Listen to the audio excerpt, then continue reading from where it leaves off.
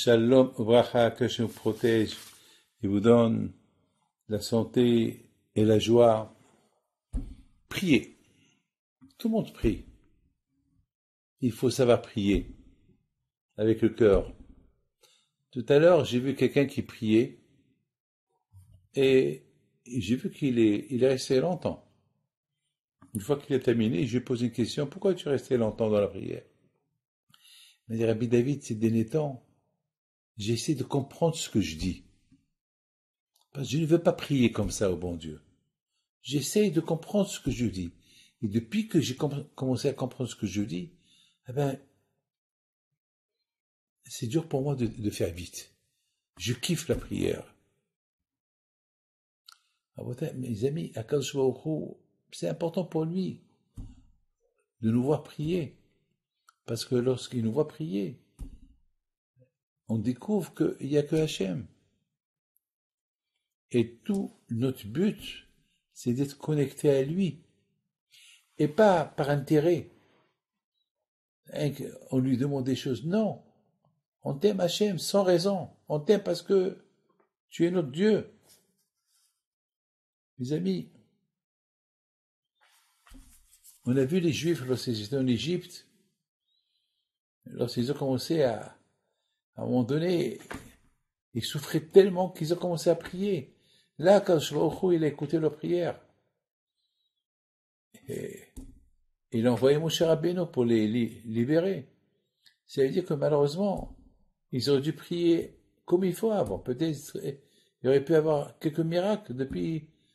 Ils ont attendu, ils ont tellement souffert, jusqu'à que ils ont prié. Et dès qu'ils ont commencé à prier, tout de suite, à Akadosh Baruch Hu, il a écouté leur prière. Les amis, il y avait une femme que, pendant qu'elle était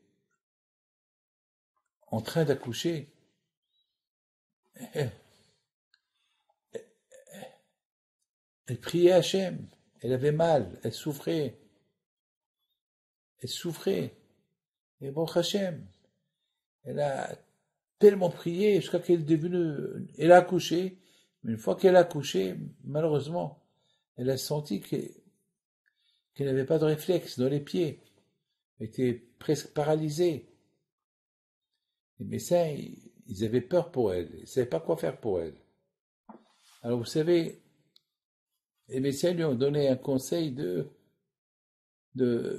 rester à l'hôpital jusqu'à que on va voir. Il pouvait même pas s'occuper du bébé. Mes amis, sa mère, qu'elle allait toujours chez elle, s'assoit à côté d'elle, reste à côté d'elle. Elle la console. Un jour, elle lui dit, ma fille,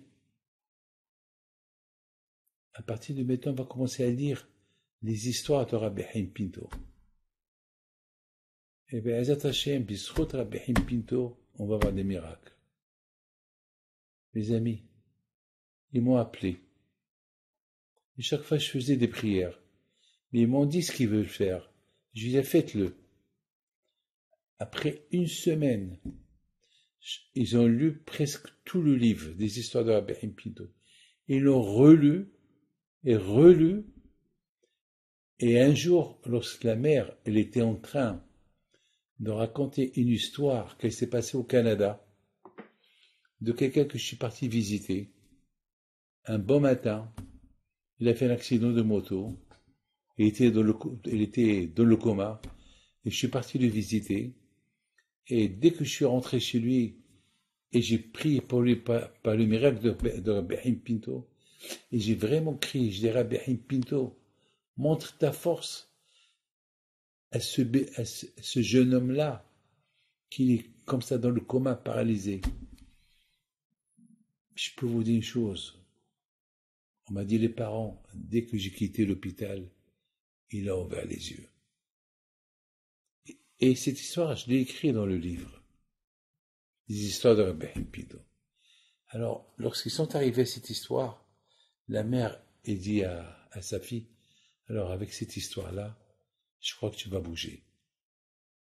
Au même moment, elle sentait que son pied l'a gratté. Elle gratte son pied. Ils ont appelé les médecins. Baruch Hashem, elle a guéri. C'est l'Emouna. Mes amis, que le bon Dieu vous protège et vous donne la santé. Bracha Betzlaha. Amen.